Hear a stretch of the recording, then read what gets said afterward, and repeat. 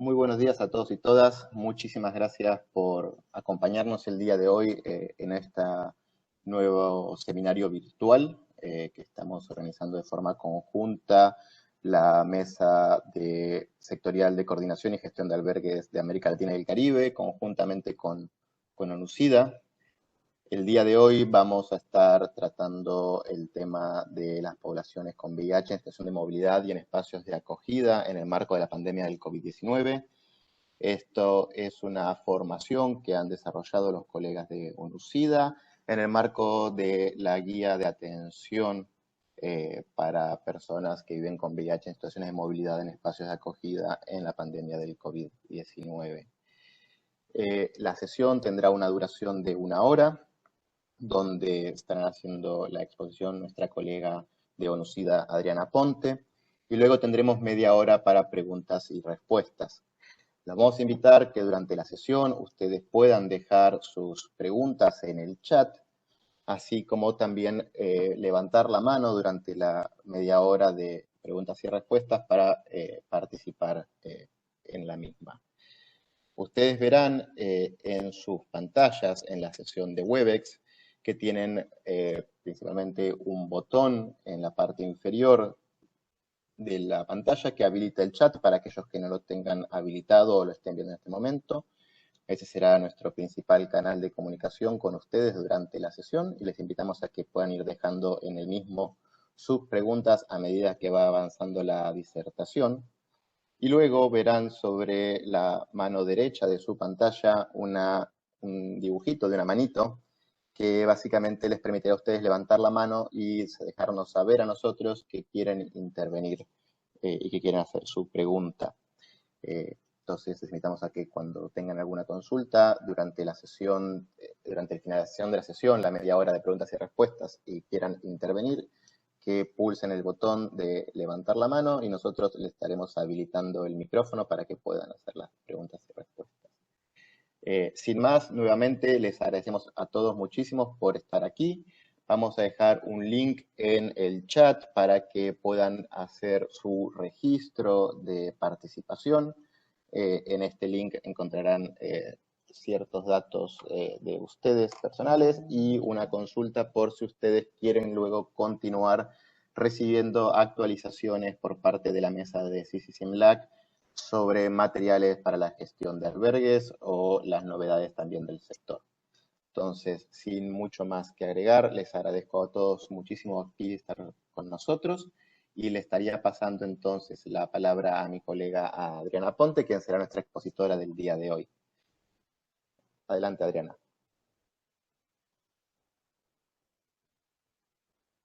Hola, buenos días a todos y todas. Muchísimas gracias, Nicolás, por este espacio y por permitirnos efectivamente hablar y conversar acerca de estos temas. Específicamente en el contexto del COVID cobra especial relevancia poder conversar sobre las personas que viven con VIH, sean migrantes o refugiadas o que están en situación de movilidad por desplazamientos internos u otras situaciones y que debido a la situación de la pandemia, pues han quedado en algunos espacios de acogida, ya sean albergues, centros de confinamiento, estaciones de recepción migratoria. Y un poco lo que vamos a abordar hoy es cómo hacer el tratamiento con estas personas, cuáles son los procedimientos que debemos seguir. Y les quiero dar las gracias también a todas las personas que están conectadas por el interés en este tema y por, digamos, vincularse con tener una respuesta mucho más integral y focalizada en personas que tienen necesidades especiales o de protección especial debido a esta condición de salud. Quiero verificar que están viendo la presentación. Espero que sí. Sí, Adriana, se ve perfectamente. Muchísimas gracias. Listo, bueno, los objetivos de la sesión, un poco lo que vamos a trabajar durante esta jornada les voy a dar información sobre un poco cómo pueden el personal que está en albergue o que está en centros de acogida, en estaciones de recepción migratoria, eh, tener una actuación que sea adecuada para garantizar la atención de las personas que están en movilidad y que viven con VIH. Digamos, sesión o este espacio que vamos a tener hoy está sustentado en una guía que publicó ONUCIDA justamente con estos lineamientos y espero que podamos compartirla. Está publicada vía web, por supuesto, y tienen todo la libertad de bajarla y también usarla, como dice en el objetivo, para también hacer un poco de incidencia con los tomadores de decisiones en los niveles, digamos, más estratégicos y más técnicos para poder garantizar una cantidad de recomendaciones que se dan ahí y que no tienen que ver específicamente con las gestiones que nosotros podemos hacer como personal de albergues o de estaciones de recepción migratoria o de lugares donde las personas han quedado de alguna manera confinadas debido a las restricciones de movilidad impuestas por la pandemia del COVID-19. Ok, un poco lo que vamos a hacer es que vamos a presentar algunos conceptos básicos sobre VIH-Sida. Fundamentalmente es importante retomar, digamos, estos puntos que son muy básicos, pero que a veces van quedando un poco olvidados. Y creo que es importante repasar cuáles son las formas de transmisión del VIH, cómo es la manera de la infección, cómo opera, quizás un poquito sus diferencias con el COVID, porque aunque son dos virus que son muy eficientes en su transmisión, pues el virus efectivamente del COVID es muchísimo más eficiente.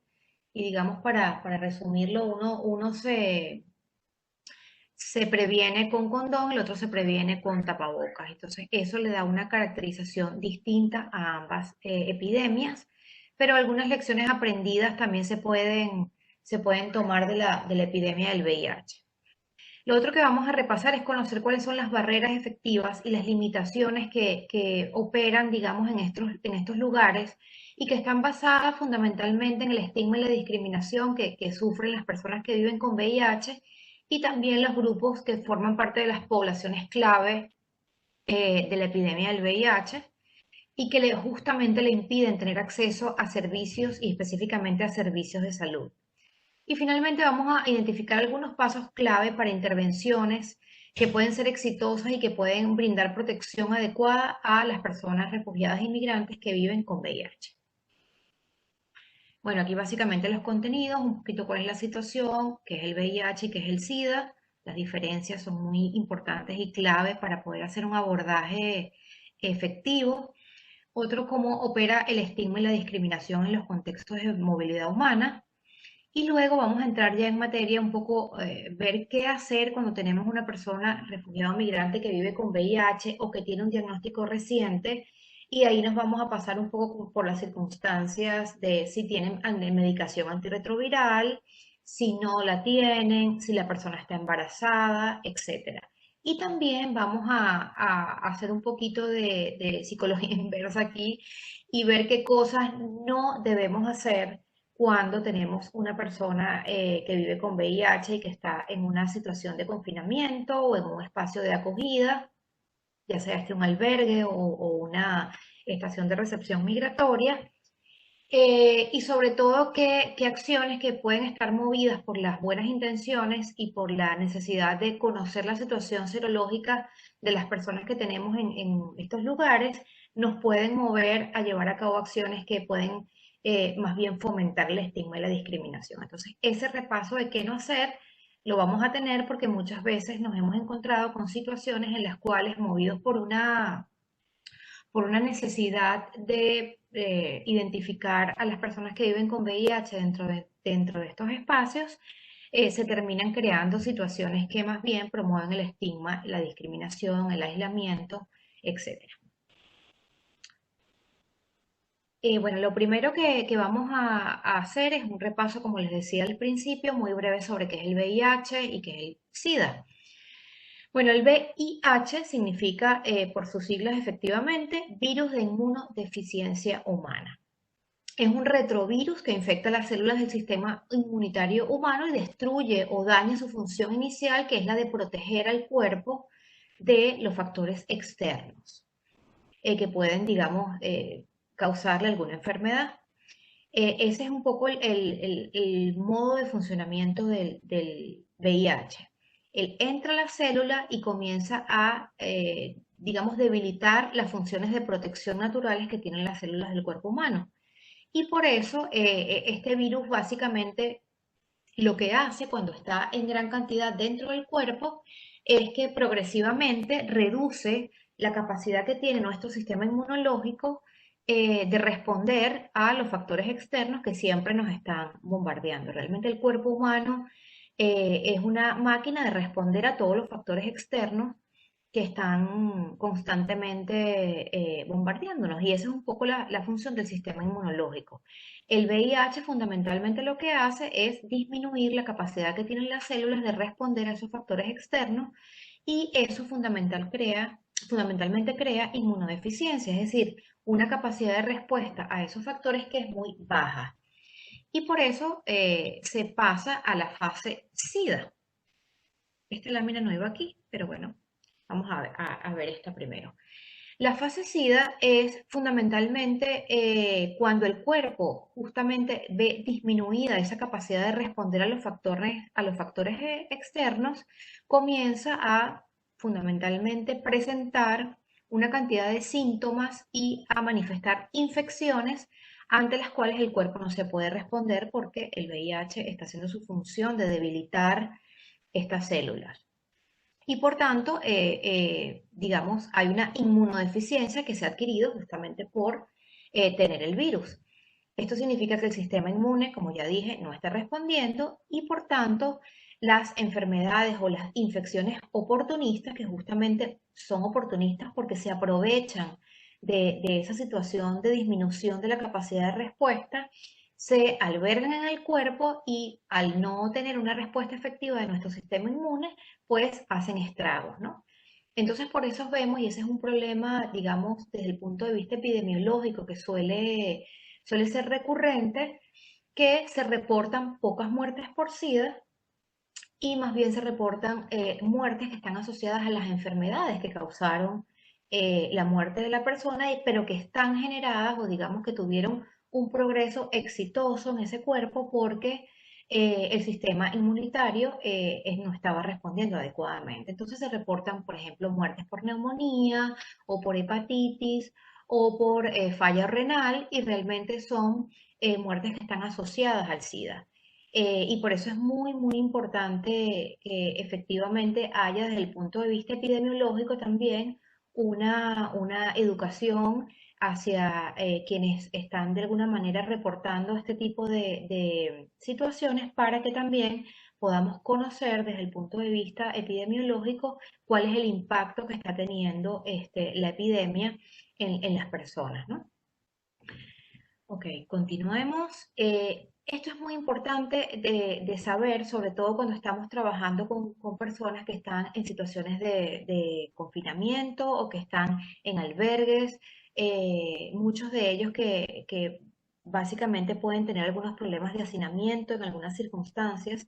Y creo que justamente el COVID, y a eso se refería esta lámina, la situación del COVID básicamente con el cierre de las fronteras, los retornos que se están dando porque las personas no están, digamos, pudiendo acceder a medios de vida que le permitan su permanencia en los lugares en los que se encontraban. Y las dinámicas de albergues que ya estaban establecidos antes de la pandemia de COVID-19, fundamentalmente lo que han generado son situaciones de confinamiento, ya sea estas porque los migrantes y refugiados se han quedado varados en algunos países, como por ejemplo Panamá, o los que estaban en tránsito hacia Estados Unidos por el norte de Centroamérica, o la migración desde Venezuela, que como saben es la más numerosa de la región, y que de alguna manera también digamos, ha permeado a través de vías por distintos países, y que fundamentalmente interrumpieron o tuvieron que ver interrumpida su ruta migratoria por el cierre de las fronteras. Y esto los ha obligado a que se tengan que albergar en algunos lugares que fueron improvisados para mantenerlos, digamos, en confinamiento. Las otras situaciones son los retornos, que efectivamente se han estado dando por lo que mencionaba anteriormente, la pérdida de medios de vida, los desalojos y otras situaciones que también han, digamos, movilizado gente desde los lugares a donde se dirigían de nuevo hacia sus países. En el caso, por ejemplo, del norte de Centroamérica, tenemos las deportaciones que se han dado desde México, Estados Unidos, que suman entre Honduras, Nicaragua, El Salvador, más de 50.000 personas que han sido deportadas nuevamente a sus países y que digamos, dentro de las políticas de recepción de los gobiernos, básicamente lo que han hecho es confinarlos en unas cuarentenas que se han dado en lugares que muchas veces no tienen condiciones para albergar adecuadamente a estas personas y que por supuesto las someten a un sistema, digamos, de hacinamiento o en algunos casos donde el tratamiento no ha sido el más adecuado. Igual situación, los retornados de Venezuela, la cifra que se manejaba, el que manejaba el gobierno colombiano era de casi 80.000 personas retornando, 70.000 de ellas aproximadamente retornaban por la vía, digamos, regular y unas 10.000 se estima que están retornando por vías no regulares, ¿no? Es decir, que no pasan por estos centros de confinamiento, pero la mayoría termina estando del lado de Venezuela, justamente en lugares también que se han habilitado para hacerles cumplir esta cuarentena obligatoria debido al COVID. Y finalmente los albergues que ya tenían a personas refugiadas y migrantes albergados y que, bueno, efectivamente han tenido que, al restringir las situaciones de movilidad, enfrentar, digamos, situaciones a lo interno con dinámicas de albergues que son propias de estas situaciones y que generan algunas conductas de riesgo incluso para el VIH o para la transmisión de infecciones de transmisión sexual y de otro tipo. ¿Ok? Entonces retomamos aquí como con la transmisión del VIH, justamente para referirnos cómo esas dinámicas de confinamiento o de albergue pueden de alguna manera, digamos, generar situaciones en las cuales hay que tomar acciones, ¿no? Bueno, lo primero que se tiene que saber es que el VIH se encuentra en los fluidos corporales, en la sangre, en el semen, en los fluidos vaginales y en la leche materna. Y por tanto, la forma de transmisión o las tres formas de transmisión más frecuentes es el contacto sexual no protegido, ya sea por penetración anal o vaginal, la exposición a sangre infectada, es decir, a transfusiones de sangre, a compartir agujas contaminadas en centros de atención sanitaria o las inyecciones de drogas endovenosas que también efectivamente constituyen una de las vías de infección común, ¿no? Y la otra forma de transmisión es la madre a hijo o transmisión materno-infantil, eh, en la cual se puede dar en tres momentos: durante el embarazo, en el momento del parto o el nacimiento y también con la lactancia. Entonces es muy importante tener esto en cuenta, sobre todo porque eventualmente la transmisión materno-infantil es 100% prevenible y en estas situaciones suelen darse situaciones en las que efectivamente hay transmisión materno-infantil a pesar de que es muy fácil prevenirla, ¿no? Ok, esto es importantísimo, cómo no se transmite el VIH.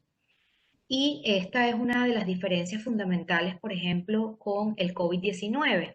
El VIH no se transmite a través del contacto físico, es decir, el distanciamiento social de alguna manera no es una de las situaciones que se solicita en este caso. No se transmite a través de besos, abrazos, ni de compartir espacios físicos, ni compartir vasos, cubiertos, utensilios de cocina u otro tipo de utensilios como el baño o como espacios de recreación común. No se transmite a través de la saliva, ni del sudor, las lágrimas o la orina. Y subrayo el tema de la saliva porque efectivamente esta, como les decía al principio, es una de las formas que lo distingue de la transmisión del COVID-19, que es un virus muchísimo más efectivo para transmitirse a otras personas. Y por tanto, por eso las tres recomendaciones están fundamentadas en el distanciamiento social, para evitar justamente que la saliva, estas micropartículas de saliva que nos pueden llegar, puedan infectarnos, el uso del tapaboca con la misma finalidad y también el lavado de manos frecuente para también evitar que los lugares donde puedan haber caído estas partículas puedan efectivamente infectarnos o contagiarnos. ¿Ok? Ahora vamos con el tema estigma y discriminación. Tal y como les ha señalado Nicolás a través del chat, muchísimas gracias Nicolás, pueden dejar sus preguntas, dudas o comentarios en el chat y al final podemos tener una sesión para hacer una revisión de algunos aspectos que hayan quedado dudosos o que podamos ampliar desde UNUCIDA con muchísimo gusto. Bueno, entrando ya al tema de estigma y discriminación, fundamentalmente en contextos de movilidad humana, tenemos que hay muchísimos factores que pueden estar incidiendo en que una persona sufra estigma y discriminación. Básicamente, esto funciona como las muñequitas rusas, las matriuscas. Digamos que son como una especie de capas que van haciendo que los procesos de estigma y discriminación que se pueden dar en estos contextos se profundicen en el caso de algunas personas. ¿Qué cosas pueden estar determinando estas vulnerabilidades o estos procesos de estigma y discriminación e incluso xenofobia?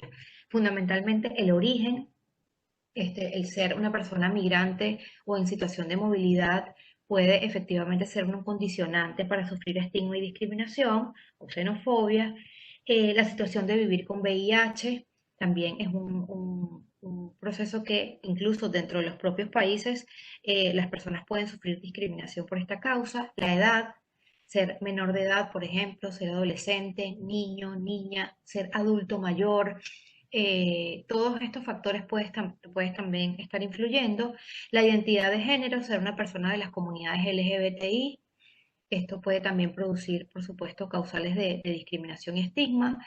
El nivel de ingresos, es decir, ser pobre y no tener un nivel de ingresos adecuado que permita el acceso a medios básicos también efectivamente puede constituirse en un aspecto que exacerba el estigma y la discriminación. El pertenecer a determinada etnia, ser afrodescendiente o indígena, aborigen, todo esto también puede efectivamente influir en todas estas capas que terminan, digamos, teniendo una repercusión en la vida y en la posibilidad de las personas y finalmente el sexo, ser mujer, hombre, hombre con discapacidad, etcétera. Todos estos factores están de alguna manera operando constantemente para que el estigma y la discriminación constituya un elemento que no favorece la integración y que no favorece la efectiva goce de derechos por parte de las personas que están en movilidad humana. ¿Cómo opera el estigma y la discriminación y cómo puede efectivamente esto imposibilitar el ejercicio de los derechos? Uno de los problemas claves que se da es el acceso a servicios de atención. Las personas en contextos de movilidad básicamente pueden tener una denegación total de los servicios de atención, de salud, educación, incluso de identidad, y hay violaciones del secreto profesional. Porque los profesionales, digamos, que están encargados de su atención, básicamente vulneran este derecho, ¿no? Otro aspecto es la discriminación que puede justamente constituirse un aspecto que los refugiados y los migrantes saben que pueden sufrir y que por tanto los desalienta o les impide tener la iniciativa de solicitar servicios de salud, aún sabiendo que su situación de salud puede ser precaria o que pueden estar expuestos efectivamente a complicaciones, pero se niegan y esto es bien común digamos es una de las conductas más comunes dentro de las personas refugiadas e inmigrantes que se niegan, digamos, a asistir para no sufrir rechazo, para no sufrir estigma, discriminación o negación de los servicios. Y finalmente, en el tema específicamente de VIH, tenemos que hay un acceso limitado a la prevención, que sería, digamos, el ideal de la política o el inicio de la política para prevenir justamente, para evitar la propagación del VIH, es que haya servicios de prevención que estén disponibles. Y por supuesto también para las personas que ya se han infectado, pues servicios y dotación de medicamentos y de tratamiento antirretroviral y además de, digamos, una atención integral de salud para estas personas. Y esto básicamente lo que hace es aumentar la vulnerabilidad ante el VIH, tanto para las personas que no lo tienen como para quienes ya viven con VIH y que efectivamente no pueden tener acceso a los servicios que estarían esperados para ellos. Otro aspecto que opera y que, digamos, profundiza el estigma y la discriminación en los contextos de movilidad humana es la pobreza y la falta de oportunidades de integración cultural y económica también. Fundamentalmente, la falta de ingresos y alimentos afecta notablemente la salud de las personas refugiadas e inmigrantes. Las vulnerabilidades económicas fundamentalmente conducen a que haya situaciones de abuso, de explotación laboral, de explotación sexual, que haya trata de personas, tráfico de personas, que haya que hacer pago de vacunas para poder efectivamente moverse de un lugar a otro, que se den situaciones en las que el sexo transaccional se convierte en una forma de acceso a comida o a ciertos bienes y servicios, la vinculación con negocios ilícitos, etcétera. Entonces, mientras más vulnerabilidad económica haya, mientras más pobreza o falta de integración haya, fundamentalmente se están creando circunstancias para que todas estas situaciones de abuso, explotación, pago de vacunas o vinculación con negocios ilícitos sean propicias. Y fundamentalmente también la regularización y la integración económica también impide un poco el acceso a los servicios básicos a los que tendrían que tener derecho todas las personas, incluyendo las personas refugiadas e inmigrantes. Ok, y otro aspecto al cual está constantemente, digamos, afectando el estigma y la discriminación en los contextos de movilidad tiene que ver con la falta de protección legal y con los obstáculos legales que se presentan para las personas que están en situación de movilidad, sean estas refugiadas o migrantes. Básicamente, uno de los aspectos que se ve impedido es la protección social y lo estamos viendo ahorita en el contexto del COVID-19. La mayoría de los países que han tenido políticas de protección social para aquellas personas que han perdido sus medios de vida no están incluyendo dentro de esas bonificaciones o programas de atención a las personas migrantes que no tienen estatus regular. Y esto, por supuesto, afecta, como les decía en la lámina anterior, sus medios de vida y por tanto los conduce a una mayor pobreza, lo que aumenta sus vulnerabilidades. En algunos países, efectivamente, hay unas restricciones tanto para ingresar como para estar y para residir a personas que viven con VIH específicamente. Y estas restricciones suelen darse a nivel de la frontera, en algunos países incluso aplican pruebas para permitir el ingreso. En el Caribe hay algunos países que tienen esta política incluso y que por supuesto constituye una restricción o hace que las personas opten por vías irregulares de acceso, lo que las pone en riesgo, digamos, de sufrir trata, tráfico, tener que pagar vacunas, sexo transnacional, abuso y otras situaciones de vulnerabilidad. También, por supuesto, la falta de protección legal hace fundamentalmente que haya una mayor vulnerabilidad ante la violencia, la explotación sexual y, por tanto, una mayor posibilidad de contraer infección por VIH. La ausencia, falta de documentos de identidad o de permisos de permanencia también hace que bueno, la mayoría de las personas no tenga que optar o no pueda optar a fuentes de trabajo que sean legales y que cuenten con toda la protección social establecida en los marcos legales, que no puedan también acceder a servicios de salud y, por supuesto, a tratamiento antirretroviral en el caso de las personas que viven con VIH. Igualmente, en el caso, por ejemplo, de las personas refugiadas e inmigrantes que viven con VIH procedentes de Venezuela, vemos que el tema de los documentos de identidad es un tema recurrente.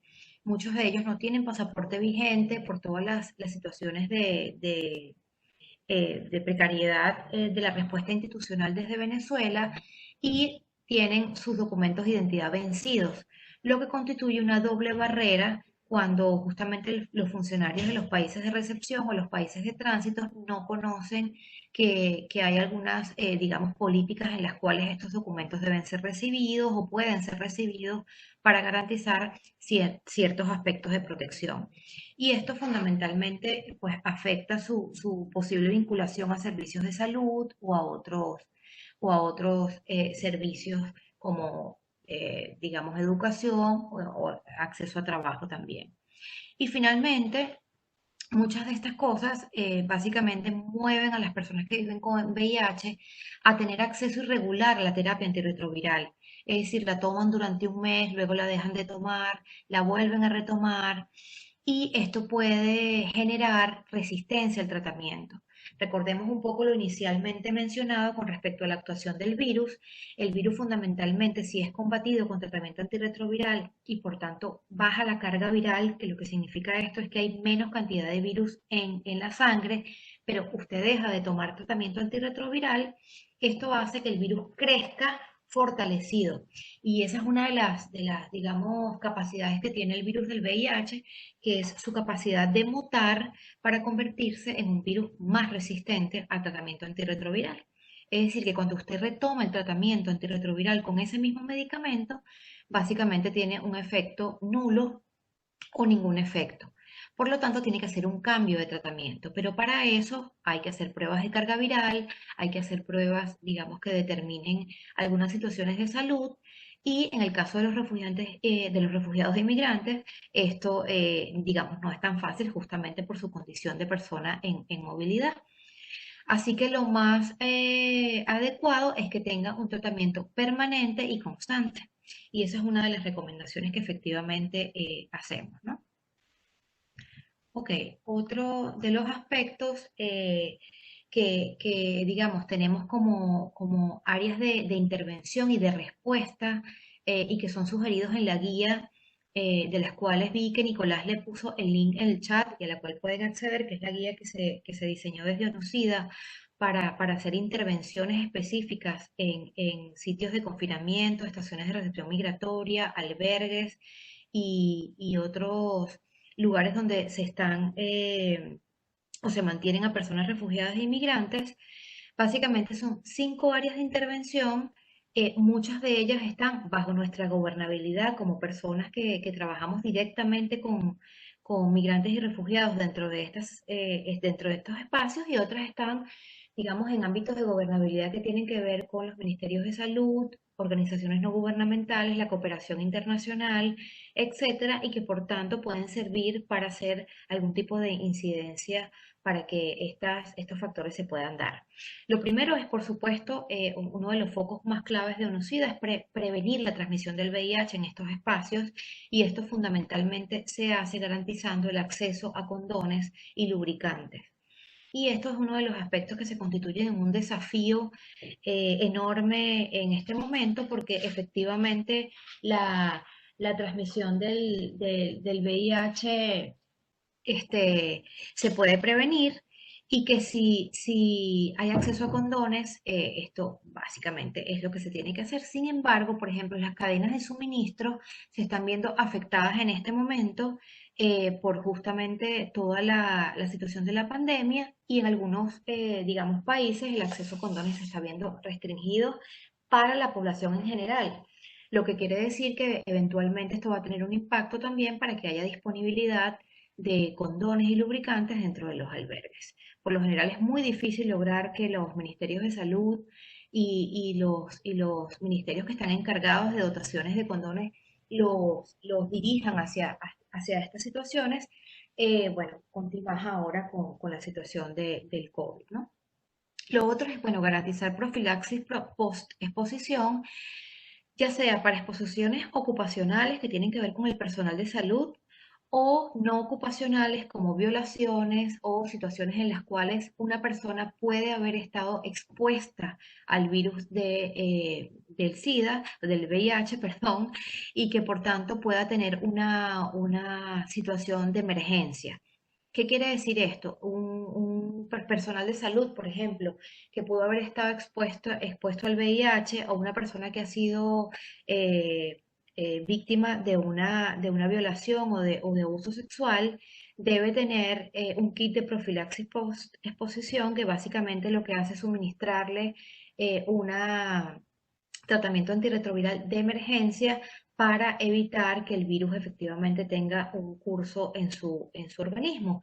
Y esto es uno de los aspectos que se pide justamente porque sabemos que en contextos de movilidad humana, las condiciones para el personal de salud y las condiciones también para los propios migrantes y refugiados son muy precarias, ¿no?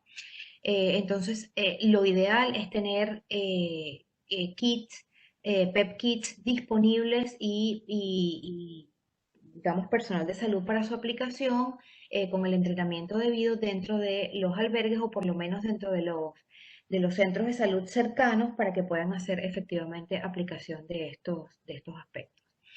Lo otro es prevenir la transmisión materno-infantil del VIH. Esto fundamentalmente pasa por proteger a los niños, a las niñas, niños y adolescentes que también están solos o separados de sus padres para que efectivamente no sufran situaciones en las cuales pudieran verse expuestos debido a su vulnerabilidad y que, bueno, fundamentalmente en el marco de la pandemia hay que crear sistemas de protección que estén adecuados y que respondan justamente a las necesidades de estos niños, niñas y adolescentes y de las mujeres embarazadas.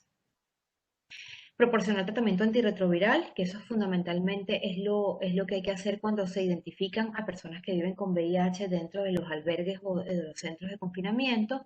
Y finalmente, brindar protección contra las posibles violaciones de derechos que se puedan dar hacia las personas de movilidad y fundamentalmente con un énfasis en aquellas que viven con VIH o personas que pertenecen a a las comunidades LGBTI en estos espacios de acogida.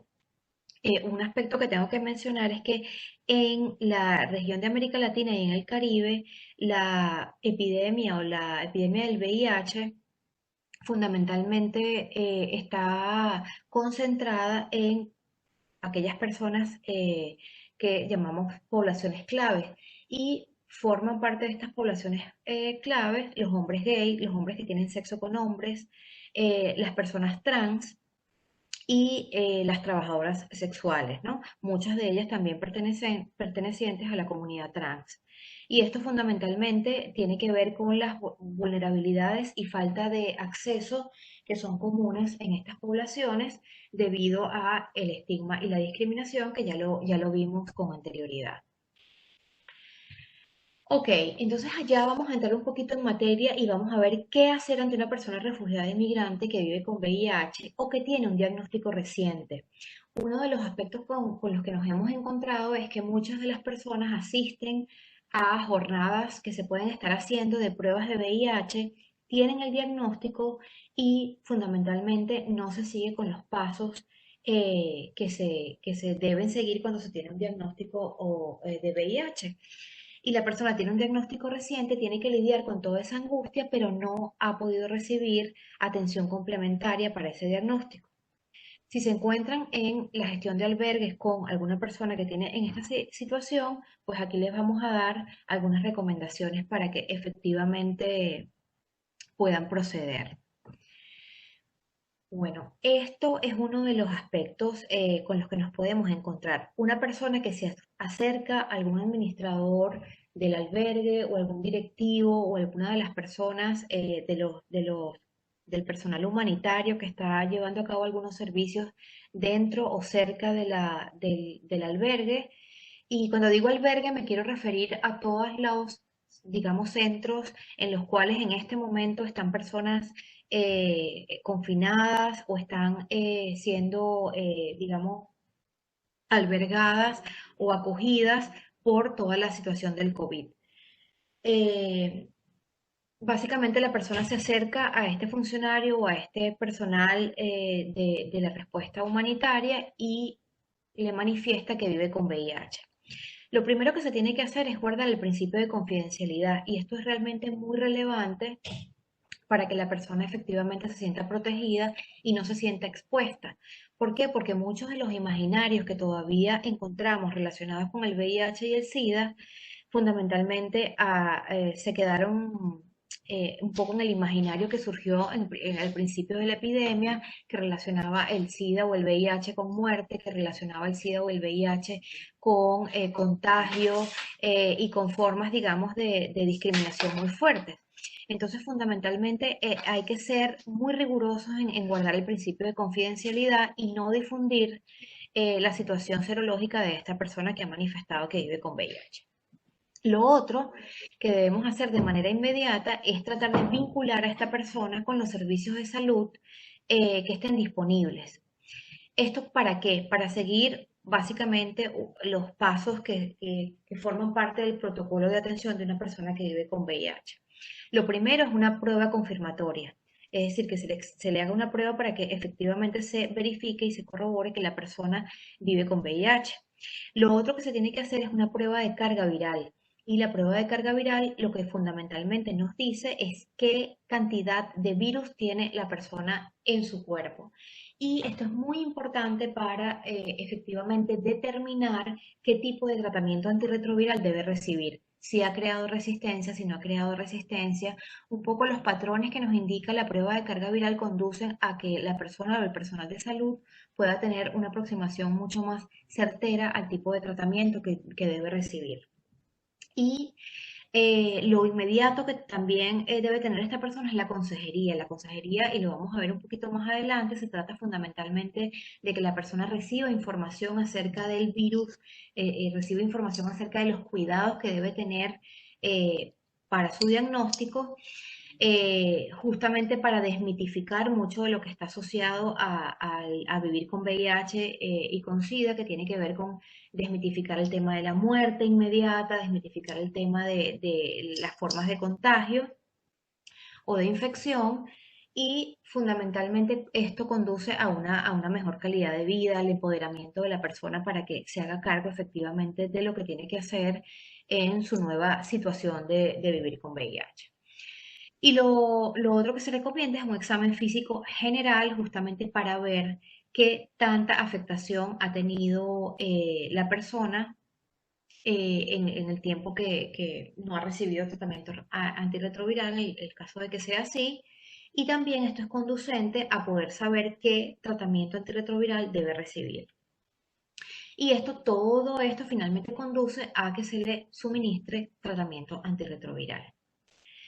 Lo tercero que tenemos que hacer es hacer un seguimiento exhaustivo de esta persona. Y esto fundamentalmente para garantizar que se le dé tratamiento antirretroviral suficiente para la ruta migratoria que esta persona piensa seguir.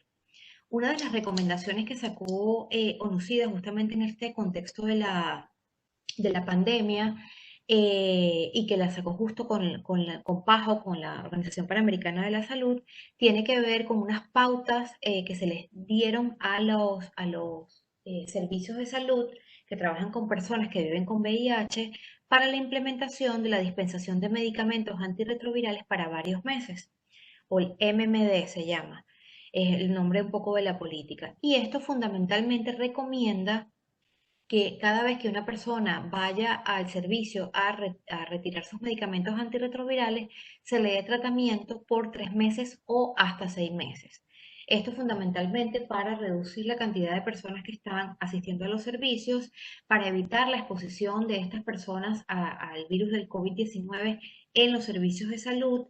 Y esto es muy relevante, especialmente en las personas que viven con VIH, que como les dije, pueden tener un sistema inmunitario que eventualmente puede estar comprometido y que por tanto es muchísimo mejor que tengan tratamiento para más de 3 meses. En el caso de los migrantes y refugiados, por supuesto, si van a continuar en movilidad, lo ideal es poder garantizarle entonces que tengan su tratamiento para el estimado de la ruta migratoria. Em, Este es otro punto muy importante. Si la persona está embarazada, al igual que el anterior, fundamentalmente guardar el principio de confidencialidad para que la persona no se vea expuesta. Y lo otro, y efectivamente, al igual que lo anterior, es vincular a los servicios de salud materna de manera inmediata. Y con las mujeres embarazadas, fundamentalmente el protocolo, digamos, incluye otros aspectos. Lo primero, obviamente, la prueba confirmatoria, también se le hace prueba de carga viral, también se le debe hacer consejería y en el caso de las mujeres embarazadas es muy importante que reciban consejería, no solamente para garantizar que van a mantenerse, digamos, tomando el tratamiento antirretroviral, lo que hace que disminuya la carga viral y que por tanto la transmisión materna también disminuya las posibilidades.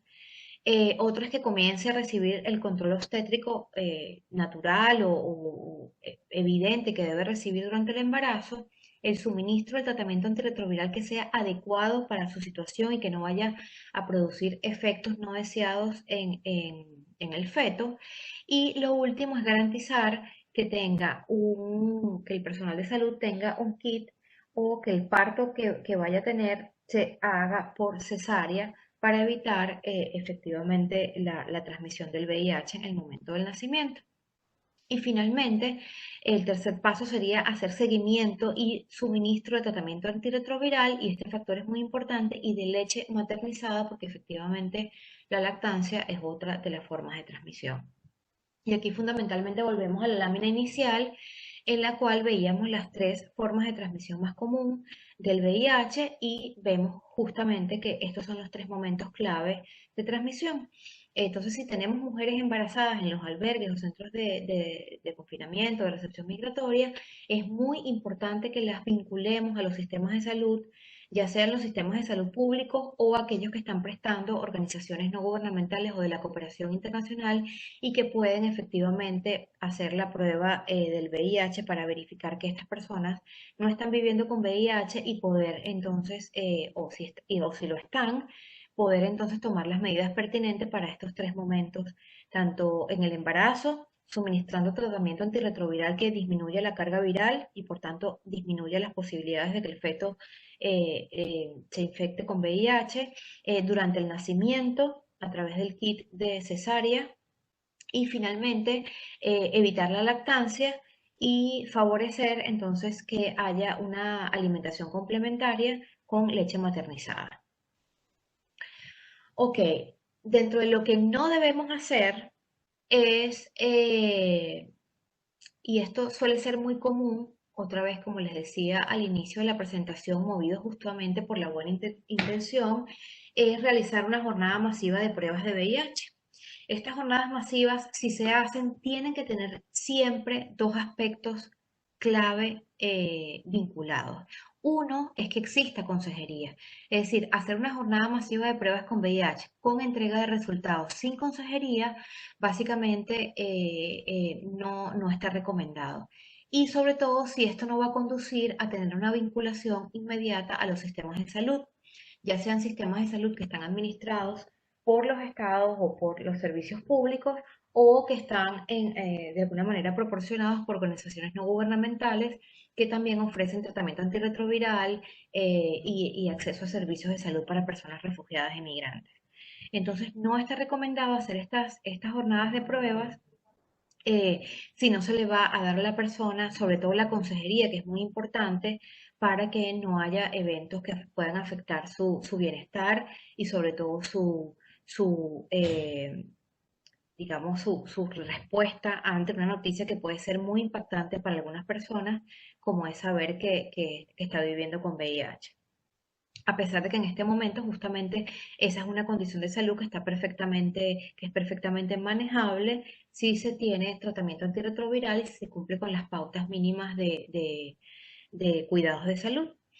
Pero aún así, como les decía al principio, el imaginario todavía está relacionando el SIDA perdón, el VIH con el SIDA y por tanto el SIDA con la muerte, y esto efectivamente puede ser muy contraproducente.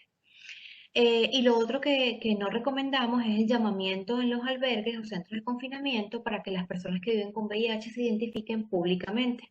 Y esto suele pasar también. Muchas de las personas refugiadas e inmigrantes nos los han comentado.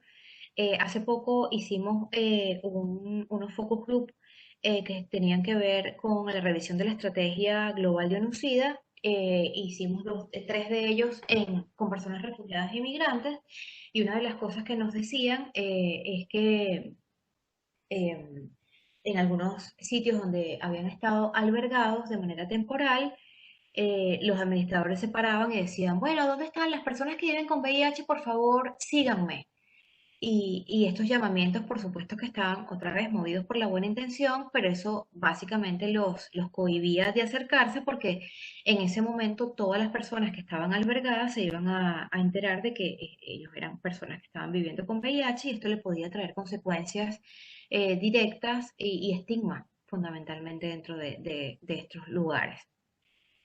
Entonces, esto fundamentalmente, ¿cómo se resuelve? Poniendo algunos carteles o habilitando alguna línea vía WhatsApp para que la persona se pueda identificar en caso de que tenga este tipo de servicios disponibles o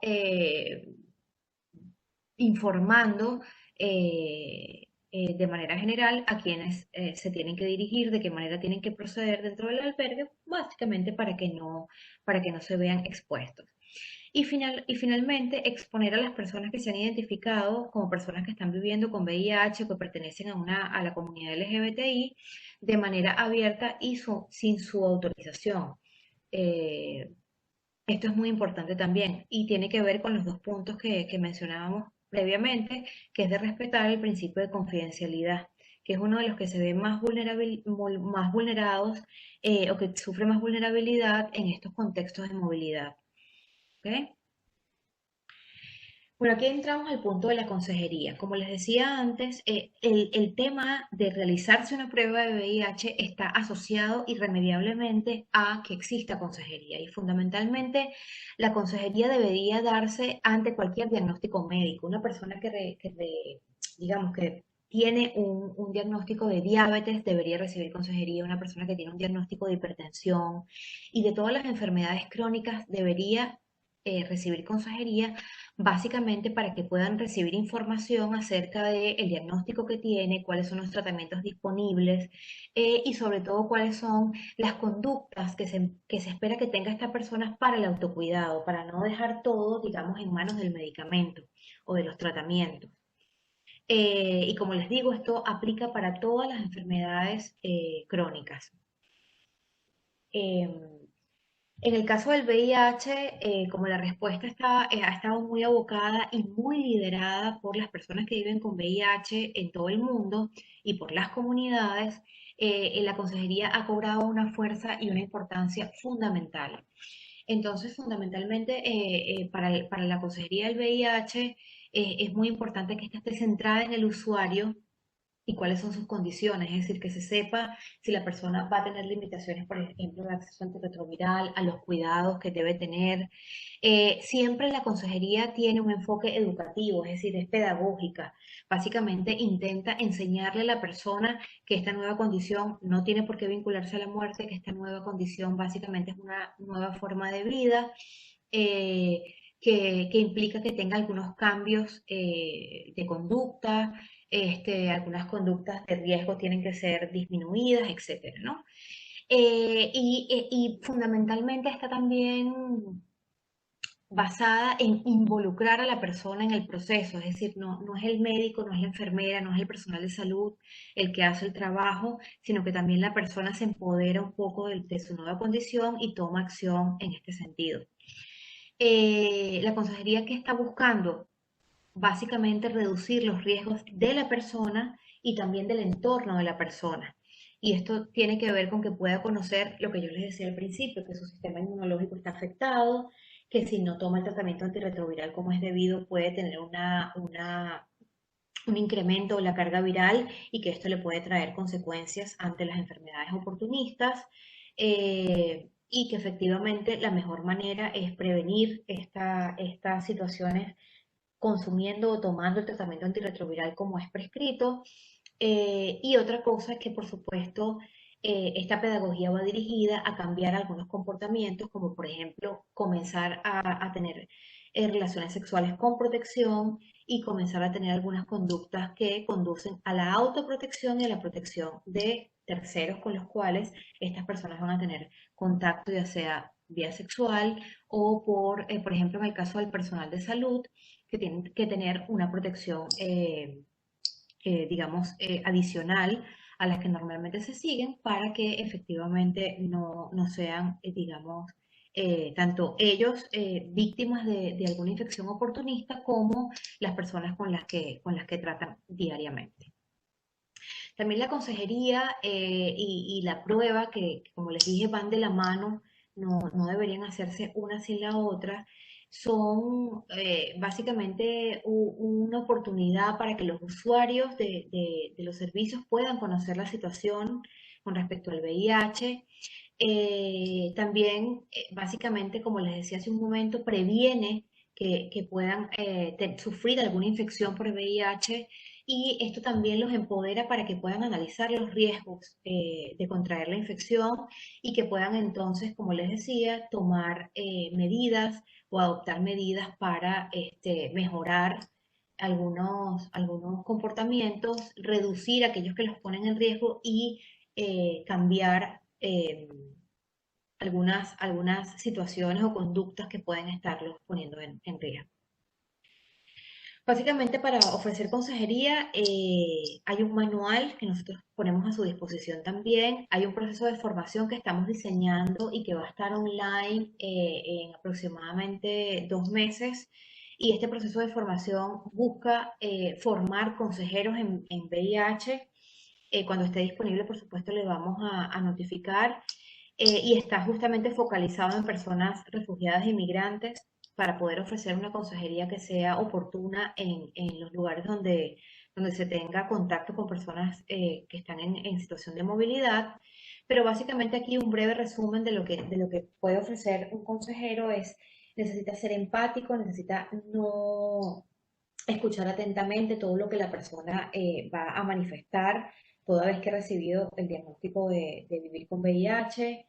Básicamente se fundamenta en poder facilitar a la persona un análisis de lo que son las ventajas, las desventajas y las consecuencias de esta nueva condición este, que tiene la persona.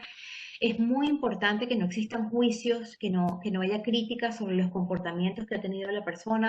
Por lo general, cuando un consejero está dando consejería y la persona le dice, bueno, no, es que yo tuve relaciones sexuales con una persona y no me protegí, o tuve 2 o 3 relaciones sexuales en una misma noche, no sé con quién me infecté, que no haya juicios ni críticas a estas conductas, porque básicamente eso no va a solucionar en nada la situación que tiene la persona, y la va a hacer sentir mal y la va a desmoralizar y básicamente va a generar en ella una reacción que no es la más adecuada para la información que tiene que recibir. Y lo otro es que fundamentalmente la consejería entrega información que tiene evidencia científica, es precisa, es concisa y es relevante para la persona. Por ejemplo, si es un hombre, no le vamos a hablar de transmisión materno-infantil enfáticamente en su primera consejería. Eso sería para una mujer, y para una mujer que eventualmente puede quedar embarazada. A un hombre se le puede dar consejería sobre la transmisión materno-infantil en su segunda o tercera sesión de consejería, digamos, para que esté también anuente de los riesgos que puede sufrir en caso de que su pareja quede embarazada y que efectivamente tiene que tener cuidados adicionales. Pero es muy importante que la información que se le dé a la persona sea relevante para que pueda, digamos, memorizarla y mantenerse, digamos, alerta con estas situaciones. Otra cosa es básicamente preparar una serie de preguntas clave para recolectar información sobre la persona y sobre las conductas de riesgo que pudo haber tenido, para darle recomendaciones de cómo disminuir efectivamente estas conductas de riesgo. Y lo otro es facilitar la derivación de esta persona a los servicios de salud, es decir, a donde pueda recibir tratamiento antirretroviral, donde pueda hacerse las pruebas de carga viral, la prueba confirmatoria del VIH o recibir algunos servicios que están asociados. 3 aspectos clave de la consejería, como ya les he mencionado reiteradamente durante toda la presentación: la confidencialidad, que es clave, el derecho a que la información que se está suministrando sea guardada por la persona y no sea divulgada; la privacidad. Lo ideal sería que la consejería se dé en un espacio en el cual, digamos, sea un pequeño cuarto o un lugar que esté fuera del albergue y que sea de forma privada con la persona. Y otra cosa es que la consejería no debería ser directiva, debe ser más bien orientativa. Es decir, el consejero es una persona que no debe aconsejar, digamos, de manera taxativa ciertas conductas, sino no debe coaccionar, por ejemplo, ni juzgar, ni valorar positivo o negativamente lo que hace o ha hecho la persona que está recibiendo la consejería, sino más bien orientar, sugerir. Y con esto, de alguna manera, propiciar un ambiente más cálido para que la persona pueda seguir las conductas que se están esperando de ella en adelante. Bueno, básicamente, si la persona es un refugiado o migrante con estatus migratorio irregular, la consejería que se tiene que ofrecer, básicamente busca orientar para que analice cuáles son las vías para regularizar su situación migratoria o solicitar refugio en caso de que esto sea lo que se amerita, ¿no? Y lo otro, perdón, a ver, un segundito que tuve una interrupción aquí. Ok. Y lo otro es vincular esta persona al servicio de salud o a los sistemas de salud en caso de que esté permitido que una persona que tiene estatus irregular pueda tener acceso a servicios de salud. En algunos países de la región esto es posible, como Brasil, Argentina, por ejemplo. En algunos casos no necesitan ni siquiera presentar documentos de identidad o no importa que estos estén vencidos, pero tienen acceso universal a la salud, con algunas limitaciones en algunos casos, pero que efectivamente pueden acceder aunque no tengan estatus regular. Y si esto no está permitido o hay dificultades, pues verificar cuáles son los servicios que ofrecen algunas organizaciones no gubernamentales o miembros de la cooperación de atención al VIH. En el caso, por ejemplo, de Perú, Brasil, Argentina también, Uruguay, se sacaron el año pasado unas llamadas las rutas de la salud. Y básicamente la ruta de la salud tenía que ver con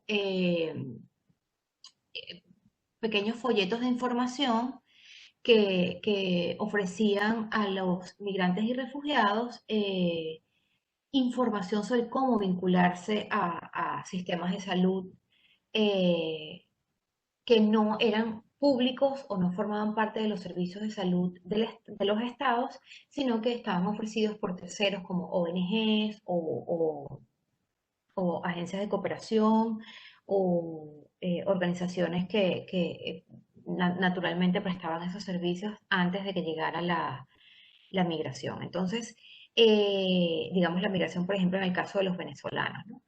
Entonces, esto es muy importante tener esos mapas, conocer efectivamente dónde pueden estar estos servicios para hacer una vinculación inmediata. Y si la persona tiene estatus regular, básicamente lo que se tiene que hacer es orientarlo para que haya una vinculación inmediata con el servicio de salud, para que reciba tratamiento lo antes posible, que es una de las recomendaciones fundamentales que se hacen desde OPS y ONUCIDA, que es que el tratamiento, una vez que una persona recibe el diagnóstico, el tratamiento sea inmediato, independientemente incluso de los resultados de su prueba de carga viral. Y también, por supuesto, vincularlo a grupos de orientación o consejería, ya sea esto de servicios públicos o de ONG, y los grupos que se han ido creando de personas que viven con VIH, que se dan soporte mutuamente. Y que en muchas de las organizaciones no gubernamentales en los países que están recibiendo eh, personas migrantes y refugiadas, pues se han organizado y ya de alguna manera están funcionando y operativos. Ok, básicamente también aquí les quiero destacar algunos mensajes claves. El Grupo de Trabajo Mundial para la Prevención del VIH en abril de este año, justamente en el marco de la pandemia del COVID-19, sacó tres recomendaciones fundamentadas en las áreas que tienen que ver con la prevención del VIH. La primera tiene que ver con que exista, como les decía anteriormente, un suministro constante y permanente de condones y lubricantes en tiempos de COVID, básicamente para disminuir la transmisión del VIH. Otro es que las lecciones de la prevención del VIH sean aplicadas a la prevención de la COVID-19 en los países de ingresos medianos y bajos, que son básicamente muchos de los países de la región. Y otro con la implementación de servicios de prevención del VIH en el contexto de la COVID-19. En lo que respecta a la disponibilidad de condones y lubricantes, como les decía anteriormente, hay muchas limitaciones en la región para que los condones y lubricantes efectivamente lleguen a las personas que están en estos centros de albergues o centros de confinamiento o estaciones de recepción migratoria. Pero ¿por qué es importante que estén disponibles y que existan? Y por qué quizás hay que hacer muchas incidencias para que efectivamente lleguen y estén disponibles? Bueno, básicamente porque en los contextos de movilidad las relaciones sexuales continúan y muchas veces en las dinámicas de albergue y de movilidad se incrementan las relaciones sexuales. El tema de la afectividad aquí cobra un rol muy importante y el estar lejos de la familia, el estar lejos de las personas a través de las cuales naturalmente analizamos los afectos, hace que haya una mayor vinculación con las personas con las cuales nos estamos relacionando diariamente. Y por tanto hace que las relaciones sexuales puedan aumentar, sobre todo obviamente entre personas adultas. Entonces, eso fundamentalmente incrementa también los riesgos de infección, no solamente de VIH, sino también de infecciones de transmisión sexual. Eh, y básicamente las personas en movilidad también tienen muy bajo o en muchos casos ningún acceso a información y métodos para reducir el VIH, para reducir las ITS y sobre todo los embarazos no deseados. Entonces, tomando en cuenta este contexto, el hecho de que haya disponibilidad de condones y lubricantes es fundamental. Con respecto a mantener los servicios de prevención del VIH, básicamente en el contexto de la COVID, uno de los aspectos más digamos que ha aumentado más la vulnerabilidad tiene que ver con la interrupción de los servicios sanitarios en general, porque toda la respuesta de los servicios de salud se ha abocado a la atención de la COVID-19. Y esto, por supuesto, ha impactado también a las personas que viven con VIH, sean migrantes o refugiadas, con acceso o no a los servicios. Eh, por supuesto, también fundamentalmente ha impedido, digamos, que los condones, los lubricantes, los anticonceptivos, por ejemplo, en el caso de los programas de reducción de daños que están fundamentados en políticas que suministran agujas y jeringas esterilizadas para las personas que consumen drogas y que básicamente buscan disminuir el contagio por esta vía, también ya no, muchos de ellos no están funcionando. Este, en el caso de los antirretrovirales que no se están suministrando, pues básicamente están también impidiendo que la prevención de la transmisión se dé, las hepatitis virales, etcétera. Todos estos servicios alterados básicamente, fundamentalmente, están creando un caldo de cultivo para que la prevención se vea afectada. Y por tanto, una de las recomendaciones que hace el grupo que les mencionaba es que se mantengan por lo menos los servicios de prevención del VIH, aún en el contexto de la pandemia. Y lo tercero, como les decía, bueno, es qué lecciones de la prevención del VIH pueden ser aplicadas a la prevención de la COVID-19. Aunque hay algunas diferencias, como les decía, con respecto, por ejemplo, a la efectividad de la propagación, en el caso del COVID-19, por eso las medidas son tan rigurosas y tan, digamos, que alteran un poco, han alterado efectivamente las dinámicas sociales porque el COVID se transmite mucho más fácil que el VIH.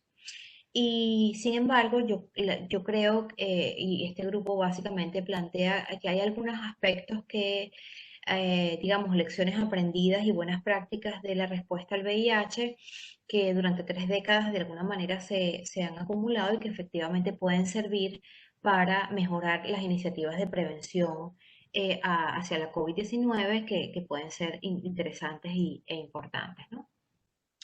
Dentro de estas recomendaciones esenciales hay 8 pautas estratégicas que provienen de las respuestas al VIH que eventualmente pueden servir a la COVID. Y la primera es una de las más importantes y que es la participación de las comunidades afectadas, porque esto le da sentido de pertenencia y eficiencia a las respuestas. Y aquí es llamativo cómo los gobiernos hasta ahora no han involucrado a los ciudadanos en las respuestas a la COVID, sino que la respuesta, digamos, justamente porque fue de emergencia, ha sido muy digamos, de coacción, ¿no? Entonces vemos cómo se usa, por ejemplo, el uso de la fuerza pública para propiciar conductas de autocuidado, que finalmente termina creando algunas resistencias en las personas.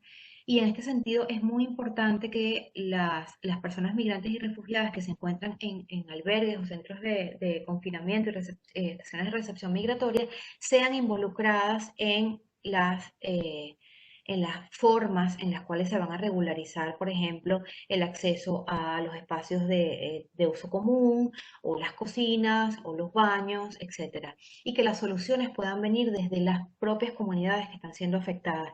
Esto es muy importante para involucrarlos en las respuestas. Darles información acerca de las formas de transmisión y luego, digamos que ellos mismos sugieran cuáles podrían ser las normas que van a regir estos espacios en función de protegerlos a todos. Otro aspecto que forma parte de las lecciones aprendidas del VIH es el tema de las coaliciones multisectoriales, es decir, que las respuestas sean interinstitucionales, que los sectores, todos los sectores participen en las respuestas. Lo otro es que el enfoque tiene que estar basado en derechos humanos y esto fundamentalmente le tiene que dar prioridad a aquellas poblaciones que tienen mayor vulnerabilidad y que han sido marginadas y en este caso las poblaciones de personas refugiadas e inmigrantes tienen que ser tomadas en cuenta y consideradas con prioridad para garantizar sus derechos. Lo otro, bueno, es el tema de tener pasos claves o un esquema de trabajo claro. Es decir, cuáles son las intervenciones prioritarias, dónde se van a llevar a cabo y cómo los servicios intersectoriales se van a prestar y cuáles están siendo fundamentales y necesarios y dónde y cuándo se van a dar. La comunicación proactiva, esto fundamentalmente tiene que ver con la comunicación de riesgo, informar a las personas sobre cuáles son los riesgos que pueden tener y cómo pueden proceder para evitar estos riesgos o para disminuirlos y sobre todo incentivar los cambios de comportamiento. Esto tiene que ver también con mensajes que sean factibles, ¿no? Entonces muchas veces, por ejemplo, se le ha dicho en los albergues, necesitamos que haya un lavado de manos frecuentes, pero no hay disponibilidad, por ejemplo, de servicios de agua potable o de agua limpia o de gel antibacterial. Entonces esto también tiene que ver con que seamos pertinentes con los mensajes que transmitimos para que efectivamente sean medidas que sean factibles de cumplir para todas las personas. Innovar, por supuesto, en los tiempos de distanciamiento físico. Esto tiene que ver con, por ejemplo, abrir líneas de comunicación que sean alternativas. Bueno, básicamente el uso de las líneas WhatsApp, en algunas personas migrantes y refugiadas que tienen acceso a servicios de Internet o que se les habilita una vía de acceso, WhatsApp, perdón, Wi-Fi, puede ser un medio de comunicación muy eficiente para transmitir mensajes y para propiciar cambios de conducta que puedan ser deseables en estos contextos. Bueno, actuar para avanzar rápido, efectivamente no paralizarnos, sino tomar actuaciones claras y precisas para poder responder a las situaciones y finalmente hacer seguimiento a la efectividad que estamos teniendo con la generación de lecciones aprendidas y de buenas prácticas para poderlas replicar en otros contextos. Bueno, hemos llegado al final. Aquí les dejo mi nombre y mi correo electrónico. Por supuesto, estoy completamente a la orden desde la oficina regional de ONUCIDA para cualquier aspecto adicional que requieran para llevar a cabo este mismo webinar en algunos espacios o países específicos, adaptándolos un poco al contexto de país en caso de que sea necesario. También a través de Nicolás, pues quedo completamente a la orden y del grupo justamente de gestión de albergues para cualquier duda, cualquier aspecto. Entiendo que ahorita vamos a pasar a una sesión de preguntas y respuestas. Y bueno, de nuevo quiero darles las gracias por su atención y quedo completamente a la orden tanto para el grupo de gestión de albergues como para todas las personas que están conectadas a través de mi correo electrónico. Muchísimas gracias. Muchísimas gracias, Adriana, la verdad, una excelente presentación. Ha habido mucho interés de los participantes y mucha actividad en el chat mientras tú estabas presentando, entonces efectivamente tomaremos algunas de las preguntas que han hecho los diferentes participantes para responder. Algunas creo que se han ido respondiendo durante la presentación, pero igual me parece por ahí importante también para poder remarcar algunos de los mensajes claves. Perfecto. Sobre los participantes que preguntaban sobre los materiales, efectivamente compartiremos la grabación de la sesión, la guía y los materiales que se han impartido a todas aquellas personas que se registren en el formulario que hemos ido compartiendo durante la sesión y que en este momento estaremos nuevamente compartiendo en el chat. Entonces, continuando con la dinámica que hemos conversado, Adrián te estaría llevando la primera pregunta. Que han hecho varios participantes, y es en relación a si existe alguna normativa internacional que comprometa a los estados, a los países a brindar acceso a los servicios de salud, ¿no? Y al cumplimiento de los tratamientos para las personas con VIH, para evitar de esta forma que se exista una resistencia al tratamiento futura. Entonces, Adriana, te dejo el piso a ti.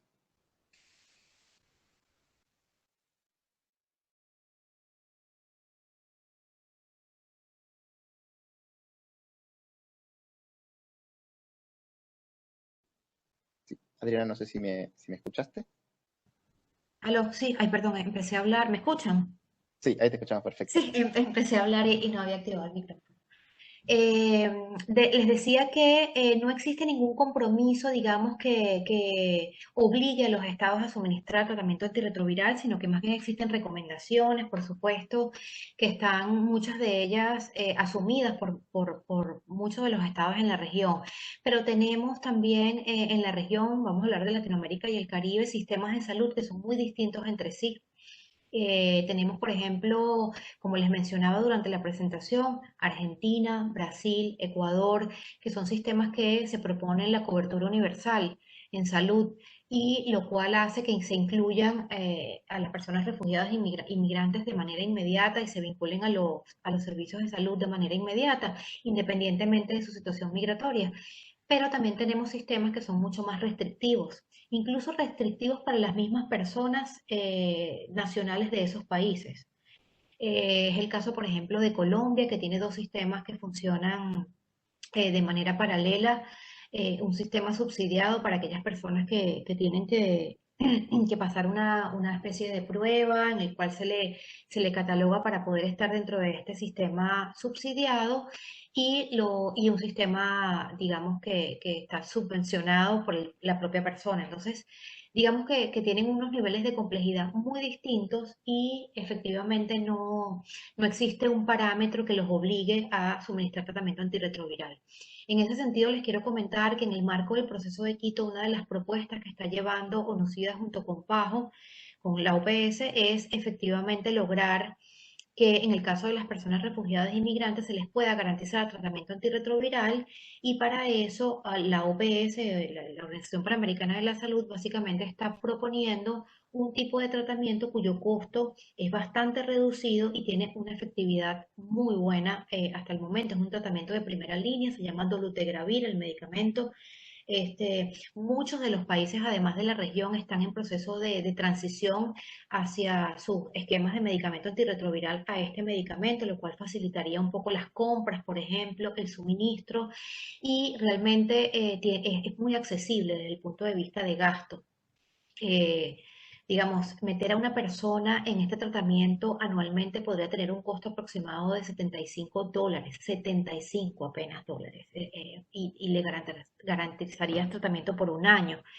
Entonces, en el marco de este proceso, que es el proceso de Quito, que como saben es un proceso que está liderizado por Ecuador, pero en el que participan la mayoría de los estados y gobiernos de la región, estamos tratando de posicionar esto para que se asuma y poder con ello garantizar la vida de las personas que viven con VIH. Espero poder haber respondido a la interrogante, igual quedo a la orden, como les dije, a través de mi correo. Adelante, Nicolás. Muchas gracias, Adriana. Pasaríamos a la siguiente pregunta. Como mencionaba, algunas creo que ya han sido respondidas durante la sesión, pero bueno, por ahí es importante transmitir los mensajes claves nuevamente. Nos consultaban que cuando una persona llega a un albergue y tiene VIH, si debería reportar su condición, o si en los albergues deben existir mecanismos de identificación de personas con VIH. Y después cómo debería hacerse la gestión de la información con respecto a los casos identificados y la vinculación con los servicios de salud. Y eso es tuyo, Sí, Adriana. sí, muchas gracias, Nicolás. También muy pertinente esta pregunta. Mira, efectivamente, lo ideal es que las personas cuando lleguen a un albergue se identifiquen como personas que viven con VIH, fundamentalmente para que puedan recibir la atención y los cuidados requeridos que están expuestos o que fueron expuestos durante el webinar. Sin embargo, justamente porque, y por eso parte de la presentación tiene que ver con los esquemas de estigma y discriminación que están operando. Muchas de estas personas no lo dicen. eh, Así que lo ideal sería justamente lo que se plantea en la segunda parte de la pregunta, es tener algunos mecanismos con los cuales se le haga saber a las personas que si viven con VIH van a tener acceso a información, que se les va a guardar el principio de confidencialidad y que pueden notificar su condición para efectivamente vincularlos con los servicios de salud. Una vez que un servicio de salud ha hecho una prueba confirmatoria de VIH y tiene esta información, debe hacer una notificación inmediata por temas epidemiológicos y esa notificación inmediata pasa porque esta persona sea vinculada a servicios que van a garantizar el tratamiento antirretroviral. Como les decía, en algunos casos, si es una persona migrante que está en situación irregular y ese estado en el cual se encuentra no garantiza tratamiento a las personas que no tienen condición regular, ahí fundamentalmente hay que acudir a las organizaciones no gubernamentales que pueden estar prestando servicios. Yo creo que una de las cosas que podemos hacer como parte del seguimiento a este webinar es compartir con ustedes las rutas de la salud que tenemos diseñadas hasta el momento, verificar cuáles son efectivamente las organizaciones que están suministrando tratamiento antirretroviral, que hay muchas en la región. Está Aid for AIDS, que tiene presencia en Perú, Ecuador, en Colombia. También está AHF, que por ejemplo en Bogotá y en Cúcuta mantiene una clínica que es especialista nada más en migrantes que tienen situación irregular para poderles garantizar tratamiento antirretroviral y no solamente tratamiento antirretroviral, sino además consejería, acceso a condones y lubricantes. AHF tiene un servicio bien completo, tiene infectólogos, tiene disponibilidad de pruebas de carga viral. Es decir, que hay muchas organizaciones no gubernamentales que están prestando servicios de muy alta calidad y con muy buenos estándares para la atención de las personas irregulares. Así que lo ideal es tener este mapa claro para poder hacer justamente la vinculación. En el caso de que sea con el servicio de salud público, o bueno, sería lo ideal, pero si no, con estas organizaciones que tienen efectivamente servicios asociados y que pueden garantizar, pues, digamos, el acceso a tratamiento. Adelante, Nicolás. Muchas gracias, Adriana. La siguiente pregunta está relacionada a los servicios en un albergue. Consultan si en el contexto de la pandemia del COVID-19, aparte de los servicios básicos proveídos por el centro, como la alimentación, el hospedaje, acceso a agua y saneamiento, comunicación, servicios médicos, consejería, ¿qué otros espacios se deberían incluir en un diseño para tener un centro inclusivo con la población portadora de VIH? Y le adicionaría una pregunta de otro participante que mencionaba que en los albergues muchas veces hay servicios de alimentación o de elaboración de alimentos y otras actividades donde las personas con VIH pueden participar de esas actividades. Y si se considera que teniendo objetos cortopunzantes en esas actividades es recomendable o no que participen por el riesgo de que se pueda transmitir el virus a través de una herida. Sí, gracias, Nicolás. No, mira, mira, una persona que vive con VIH realmente puede tener una vida absoluta y completamente normal, incluyendo trabajar con objetos cortopunzantes y ser personal de salud. De hecho, muchas personas que viven con VIH son personal de salud que efectivamente mantiene sus actividades siempre y cuando se guarde la debida protección, ¿no? En el caso, por ejemplo, de las cocinas, perfectamente una persona puede estar ahí. Es importante tener claro, y creo que no lo mencioné cuando hablé justamente de las vías de transmisión, que para que el VIH efectivamente se transmita, tiene que haber una vía de entrada y una vía de salida. Eh, la vía de salida es como les mencionaba en aquel momento, el semen, la sangre, la leche materna, y la vía de entrada tiene que ser también alguna herida. Entonces, para que, por ejemplo, una persona que vive con VIH, que se corta en una cocina y que su sangre, digamos, puede estar ahí expuesta, tiene que haber una vía de entrada. Es decir, la otra persona también tiene que tener una cortada, tiene que haber además un contacto de esa sangre infectada con la sangre, con la vía de entrada de esta persona. Es decir, son situaciones que realmente son muy, muy difíciles de que se den en un contexto como este y por tanto, digamos, si existen una persona, digamos que tiene que tener un poco la impronta de cuando trabajas, por ejemplo, con personal de salud, tomar como condición que cualquier persona puede tener alguna condición de salud que puede ponerte en riesgo. Entonces, por eso justamente se recomiendan los equipos de protección personal, no solamente en el contexto del COVID, sino siempre.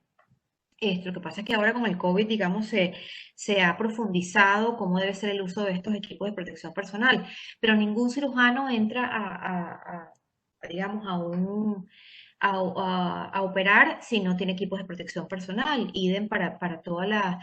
Entonces, básicamente son las conductas esperadas de protección en cualquier eh, espacio en el cual se espera la protección de todas las personas. Entonces, no debería limitarse la participación de una persona que vive con VIH, a menos que su condición de salud lo amerite porque tiene, digamos, mucha carga viral, se siente mal, está enfermo, tiene alguna enfermedad oportunista que lo está limitando, pero en general, una persona que vive con VIH puede hacer una vida completamente normal y lo que sí tiene que haber, y que lo mencionaban ustedes efectivamente, es que si ha recibido consejería, tiene que haber conductas de autocuidado. Y eso es lo más importante en el caso de las personas con VIH.